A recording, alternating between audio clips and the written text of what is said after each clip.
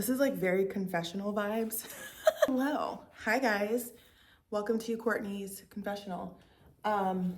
This is all jacked up. I think I need to change this. Hold on. First of all, I want to say thank you guys so much for all the phone calls, all the texts. I even got emails. Like sometimes you don't know you're making an impact or how loved you are until people show up in these kinds of moments and you're like, whoa, I didn't even think people would care that much. Or I didn't think people loved me enough to text me or call me or cared about me enough to even do that. And so I was kind of overwhelmed with the amount of people that checked on me and called me. Even up until today, I'm still getting people thinking of you. And it's just kind of, for me, I have a hard time perceiving myself how others perceive me. Something that I've really struggled with is when I look at myself, I don't see the best and I don't always say the best. And so a part of me closing my business has brought me to a place of where I'm even really having to see myself and know myself and love myself, but doing that through God's eyes now. I think these videos are more for me than they are for you. And I'm glad if anybody watches them because I think that this is just kind of how I process. I'm such an external processor. I love to talk. For some reason, I can talk to my camera and put it out on the huge internet, and that's okay with me. I don't know, it's the weirdest thing. We should just get straight to it. I'm not doing a vlog. I just want to get on here and just share my thoughts and just kind of really let you guys in a little bit more because I closed my business. And on my last video where I was vlogging, y'all kind of saw me breaking down a bit. And it really, what was happening is I was starting to realize then that that was probably going to be my next step, but I still wasn't sure because I am a praying woman. And so I was like, Lord, I rebuke this. This is not your will, telling God what his will for me was. So I was not fully on board of doing that at all. But I just started to see this is the only thing that's starting to make sense. So why did I close my business? What happened and why? All right, wait, interrupting this because I'm on my walk. And I feel like I did not just kind of be enough clear. So my sales were really, really low, astronomically low for my business. I had never seen them that low before. And that was one of the first red check engine lights. And then I started to try to go backwards and see well, what things can I change? And even though I was changing stuff, I still noticed that it wasn't really pushing my hair. I'm so embarrassed. I get so distracted easily, but I need maintenance on my wig right now. And she's wigging. But anyways, my sales were astronomically low. So that was one of the reasons why, that was the first check engine light. Low sales, low website visits. And so that's kind of what prompted me to start further investigating. Because I feel I didn't just come out and say that. And then when I started trying to implement some of the things that I felt I could fix it, I still wasn't getting that jump. So I just kind of could not get out of the low sales funk. But that was the beginning of me realizing. And I do somewhat attribute that to the economy. But also I kind of feel I got priced out by big box retailers, which this happens to small business. I think I got priced out. I could not compete with my customers shopping on Amazon. I couldn't compete with them shopping on Shein. And I know that people, when you go to boutique courses and they'll tell you, that's not an issue. But my customer base, which I know very well, for me, that was an issue. And that's not the sole issue, but when the economy shifted, women wanted to be able to get as much clothes for as little as possible. And my store fell into something in the category of a luxury. So my price points could be anywhere from $69 to $89. My customers are wives, mothers, working middle class or upper middle class women, and they can't, right now it's hard. An $89 dress plus tax and shipping is something to think about. So just to be a little bit more forthcoming, because I don't want to be so vague with my words. My sales were in the dumps. And when I saw my sales were in the dumps, and then I was like, okay, how am I going to meet the business expenses? Because I do have business expenses. That's when this panic and stuff started coming in. Okay, so now back to me chatting. There was a multitude of reasons why, because obviously you don't make that kind of decision just for one thing, but like, let's be clear, I wasn't running a Fortune 500 company. I'm running like an online boutique, right?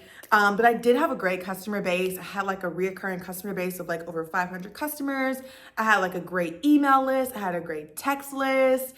I feel like my Instagram was like, okay. I never really felt like I could get that down the way I wanted to, but either way, my following was growing. I had very loyal clientele. And that's kind of like what kept my business afloat, because that's what you need to keep your business afloat. But coming into 2024, really Black Friday of last year, I just felt like after Black Friday, I just started feeling like something in the pit of my stomach. And I couldn't really tell you I couldn't tell what it was, but I believe now that that was the beginning of me I don't know if I was shifting, if the business was shifting, or we were both shifting, or God was shifting. Like the pieces are still like being put together for me, but I could tell something was changing. And I'm going to be honest, you guys, just like through running my business, it caused me a lot of stress and a lot of anxiety. And because I wrapped a lot of my identity and a lot of my self-worth and a lot of my value into that, because I felt like this is the only thing I have. Like, I'm a wife and a mom.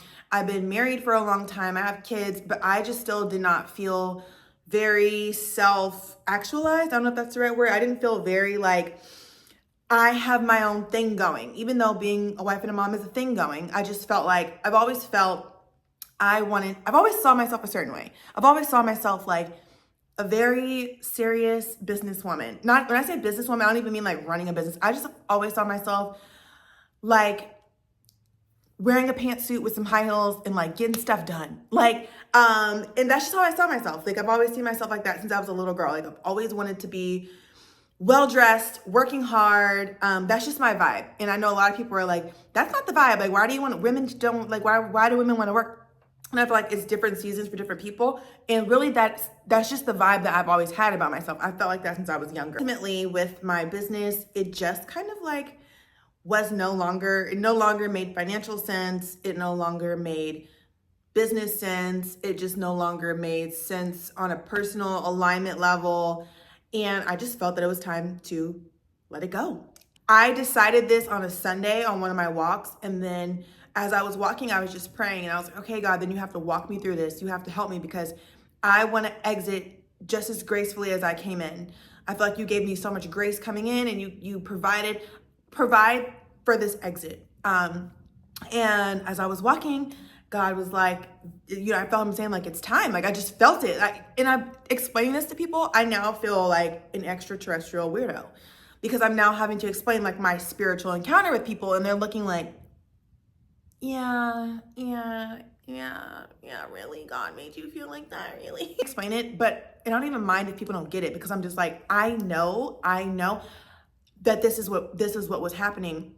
And it doesn't happen often. That's the thing. And that's how you know. If I was somebody that was like super spooky, like, ooh, God told me this, and God, ooh, like, I'm not spooky. Like, I'm not. I'm like super normal, super cool, super chill. Like, I don't have these like Damascus moments where God is like telling me stuff. I wish he would, because I feel like I don't, but I knew. And the only other time I had a moment like this was when I was 19. And I won't talk about that right now, but it was one of those moments, and I just knew. And so I was like, God, you have to show me how to walk through this.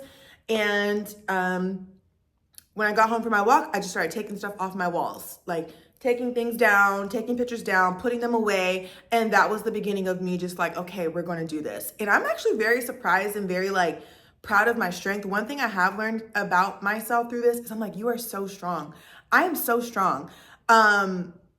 Just to do that, I didn't come in the house and tell Justin like, hey, I'm going to close my business. Can you come help me? And like, I didn't call anybody. I just came in here and I just straight handled that. And I just started taking stuff down, my business plan, took it, threw it in the trash.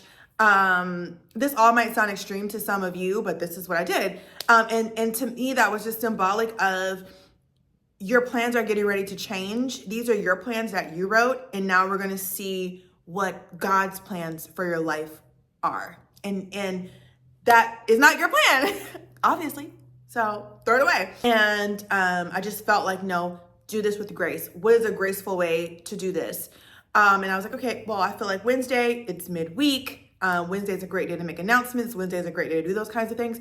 So I decided on Wednesday, and that gave me Monday and Tuesday to make all the preparations. So yeah, I just made the announcement. I did not talk to anyone. I didn't call my family. I didn't call my friends. Everyone found out from that post. And then of course my phone is like blowing up and people are like, what's going on? What is happening? I had to answer like 10 phone calls back to back because I was not going to let my family think, because it was extreme from the outside looking in. So I didn't want my family to start worrying about me and like, what is she doing? Like, is she okay? So I definitely, took all those calls and answered all those texts and just tried to reassure everybody the best that I could that like it's the right decision and it just is what it is for me. I can make another video telling you all the business mistakes I made, which I do think there is some ownership on my end as to how my business ended up in the condition that it was. And another thing about me closing is everybody's like, it looks so good. Like, it looks so great. Like, you're always shipping orders. And I was like, yes, but there's so much more to running a business than shipping orders or like posting that you're getting to ship orders. All of that money that's coming in from making orders is still going to be dispersed several different ways. I did sit down and think, I'm like, do you want to put any more money into this? And I just didn't feel like I wanted to put any more money into it. I'm like, do you want to take out a loan? I didn't feel like I want to take out a loan. Do you want to do a line of credit? I don't feel like I want to do a line of credit. Do you want to try to strike a deal with the vendor and see if they will? I didn't want to do that. Do you want to do drop shipping? I'm like, nothing felt good. And everything about True, when I was in it, it just flowed. Like, it was like a flow. Like, there was no, like, I never had any of this. And at most points, I was willing to do whatever. Like, if you would have asked me that year 2, do I want to put more money into it? Yes. And I would do whatever I had to do whatever it took to get more money. I would do whatever. So when I started feeling like, no, I don't, like, I just knew, I'm like, girl, you don't even like, something has changed. Lots of tears, lots of pain, but I'm also someone that's like, my life has not been like the fairy tale I've always wanted or what I thought it was going to be like growing up. You know how you imagine your life? And I think every adult can say that now. It's like, this is not a fairy tale at all. It's actually not glamorous. It's not. My life has not been the most glamorous. And I mean that in the sense of like, my story is not easy. It's not a pretty story, but my story has not been what I would have written for myself. It's just not. Like, when I was younger and I saw that people were like living these fabulous lives and they're like in penthouses and they're on Saks Fifth Avenue and there's a glamorous life out there somewhere and people are having these fancy dinners and they're laughing at the table with their friends and they have their kids frolicking around in their big lawns and all these things. I was one of those girls that I saw that and I was like, that's what I want. I love that. I was just very attracted to that kind of life. And it wasn't even like, oh, the material. Like, yes, I could be boxed in, be put into the box of somebody that's like, are you materialistic? I would agree that my old self was very, very materialistic. I would agree to that.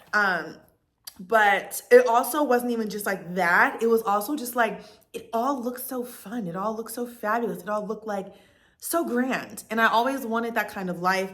And I honestly feel like to some degree, I've had grand moments, but for the most part, I have felt like this is not what I thought I was going to be getting. Like, this is not it. and closing the store was even a part of that. I'm like, this is not what we discussed. But I want to tell you guys something. When I had a phone call with my uncle, he asked me, he was like, when's the last time you just prayed about you? And I just broke down crying because I was like, I don't. All of my prayers have been about my business. All of my prayers have been about money. All of my prayers have been about where I'm going and my success and open this door and Lord, just if you get me to the right people, network me. Like, those have been my prayers. And when my uncle asked me, when's the last time you just prayed, talked to God about you and it wasn't about any of this other stuff, just you? And I was like, I don't do that. I can't think of the last time I did that. And it just broke my heart because I'm like, I've spiritually neglected myself. I've neglected and deprived myself of a relationship with God and just making it all about my career and about this thing. And God a part of, like, when I started praying, like, after we got off the phone, obviously, I'm like, wow. And so I prayed. And I was like, God, just show me through your eyes. Just show me where you want me to be, who you want me to be, where you want me to go. How do you want me to live? What, like, because I've been walking with Christ for a while, since I was 19. And obviously, you know, if you are in a walk with Christ, you know what that looks like. It's up, it's down, it's life, but with Christ. So it's not like it's perfect, you know? And but I do think, you guys, like, it's such a realization for me. I do feel like most of my walk has been about what I want. It's just been about what I want. Like me. And of course, like, keep my family safe, keep my kids safe and all that. But I just was walking this super selfish walk all about me and my wants and my needs. And I feel like a part of me being able to close this business down was a direct correlation of me starting to pray the prayers, God, what do you want? And I couldn't believe that that's what he wanted. I couldn't believe it. I was like, this is like one of my first times being like super surrendered. And I just felt the Holy Spirit asking me, like, do I have your complete yes? Because if I don't, then don't at all. Like, don't act like I have it, because you have to be willing. When you're going to surrender to God, you have to be willing to take your hands off, but you also have to be willing to be like consistently in prayer, in your word, worshiping. You have to be willing to be on that potter's wheel and letting him transform your life. And it's not easy because you are no longer in control. And I enjoyed being in control. I'll tell you is God has provided for this exit. He provided. Like, he's so good. He's so good. I have like almost no inventory left. I hope that it frees some people too, because I feel like we typecast ourselves into this persona. And a lot of it has to do with your younger self. Being honest, a lot of who I thought I was going to be or who I wanted to be was heavily influenced by my younger self. I felt like fashion is my thing and hair is my thing and looks are my thing. And that's a thing about me, like hair, clothes, whatever, makeup. I like those things, but that is not the fullness of my life. And clearly that's not where God wants it to end with me. I know where I'm going next, and I'm very excited, but I don't know how it will translate. I don't know what it will look like. So I don't know, you guys, if I'm going to continue like posting. I don't know what the future of all that looks like. But I definitely wanted to make this video because I'm like, I can't just leave it like I cried on the last video. And then it's like, what happened to her? You know, I have to pray. I have to be very prayerful. So my content might not be like, I could still vlog if I want to vlog or whatever, but my content might be different. If at all, because I do want to be like prayerful of like, God, what do you want me to be doing? Like, am I supposed to be posting on YouTube? Like, you know, because I did go through a whole era of like, I want to be an influencer. Like, I went through that whole shebang. Like, that was like something that I really wanted to do too. And at this point, like, y'all, I have a desire to share and be in community with people, because that's just something that I like. And I also think it's something that I need.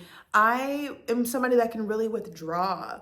And that's so dangerous. Like, it's so dangerous to not reach out and not talk to people and not, you know, I'm someone that I've learned through the process of, even like I keep saying, me closing my business was so prophetic as well as practical as it was so prophetic, because it shut down so many of the same systems that have been working in my life for so long.